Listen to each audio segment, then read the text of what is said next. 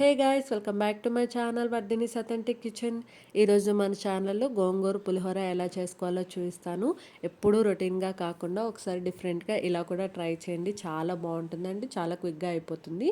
First అయితే ingredients చూసేద్దాము. ఒక కట్ట గోంగూర, పచ్చిమిర్చి, ఎండుమిర్చి, ఆవాలు, కరివేపాకు, శనగపప్పు, మినపప్పు, జీడిపప్పు. నా దగ్గర శనగపప్పు లేకపోవడం వల్ల నేను అది యూజ్ చేయలేదు. అండ్ పల్లీలు, పసుపు, ఉప్పు. ఇంతేనండి. సింపుల్ ఇంగ్రీడియంట్స్తో ఎలా చేసుకోవాలో చూసేద్దామా. పాన్ పెట్టుకొని 1 టీ స్పూన్ ఆయిల్ హీట్ చేసుకున్నాక వాష్ చేసుకున్న గోంగూర వేసుకొని అండ్ గోంగూరకు సరిపడా మాత్రమే పచ్చిమిర్చి వేసుకొని ఆయిల్లో కలిసేలాగా బాగా కలుపుకొని పచ్చితనం పోయేంత వరకు కూడా ఆయిల్లో బాగా ఫ్రై చేసుకోవాలి. పచ్చిమిర్చి, గోంగూర అనేది ఆయిల్లో బాగా మగ్గించుకున్న తర్వాత ఇలా ఆయిల్ సపరేట్ అవుతున్నప్పుడు ప్లేట్లో పక్కకు తీసి పెట్టుకొని చల్లార్చుకున్న తర్వాత కచ్చాపచ్చగా గ్రైండ్ చేసుకోవాలి. ఇప్పుడు అదే ప్యాన్లో 2 టేబుల్ స్పూన్ ఆఫ్ ఆయిల్ వేసుకొని హీట్ చేసుకొని ఫస్ట్ పల్లీలు ఫ్రై చేసుకోవాలి. సో ఈ పల్లీలు అనేది కొంచెం ఇలా కలర్ చేంజ్ అయ్యేంత వరకు ఫ్రై చేసుకొని పక్కకు తీసి పెట్టుకోవాలి. ఇప్పుడు స్టవ్ని లో ఫ్లేమ్లో పెట్టుకొని శనగపప్పు, మినపప్పు వేసుకోవాలి. అవి కొంచెం ఫ్రై అయిన తర్వాత ఆవాలు, గోడంబి వేసుకొని గోడంబి కలర్ చేంజ్ అయ్యేంత వరకు ఫ్రై చేసుకోవాలి. గోడంబి అనేది కలర్ చేంజ్ అయిన తర్వాత ఎండుమిర్చి వేసుకొని ఒక 1 మినిట్ ఫ్రై చేసుకోవాలి.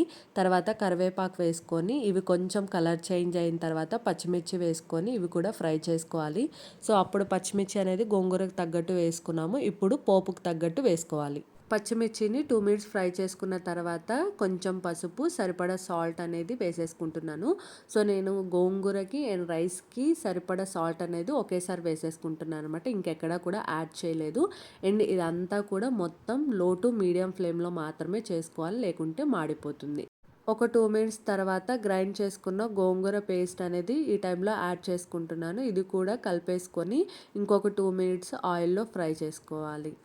గోంగూర ఫ్రై అయ్యి ఇలా ఆయిల్ సపరేట్ అవుతున్నప్పుడు మీకు కావాలంటే మీరు తినే పులుపుని బట్టి చింతపండు రసం కానీ నిమ్మరసం కానీ వేసుకోవచ్చు. సో నాకు గోంగూర పుల్లగా ఉండటం వల్ల నేనేమీ వేసుకోకుండా రైస్ని వేసుకొని కలిపేసుకుంటున్నాను. పోపు అనేది రైస్కి పట్టేలాగా బాగా కలుపుకున్న తర్వాత మనం వేయించి పెట్టుకున్న పల్లీలు అనేవి వేసుకొని కలుపుకోవాలి. అండ్ ఈ టైంలోనే సాల్ట్ కానీ పులుపు కానీ తక్కువ అయితే వేసేసుకొని ఒక 1 మినిట్ హై ఫ్లేమ్లో కలిపేసుకొని కొత్తిమీర చల్లుకుంటే వేడి వేడి గోంగూర పులిహోర అనేది రెడీ అయిపోతుంది. ఇంతేనండి, మన సింపుల్ గోంగూర పులిహోర అనేది రెడీ అయిపోయింది. చూసేసాం కదా ఎంత సింపుల్గా చేసుకున్నామో.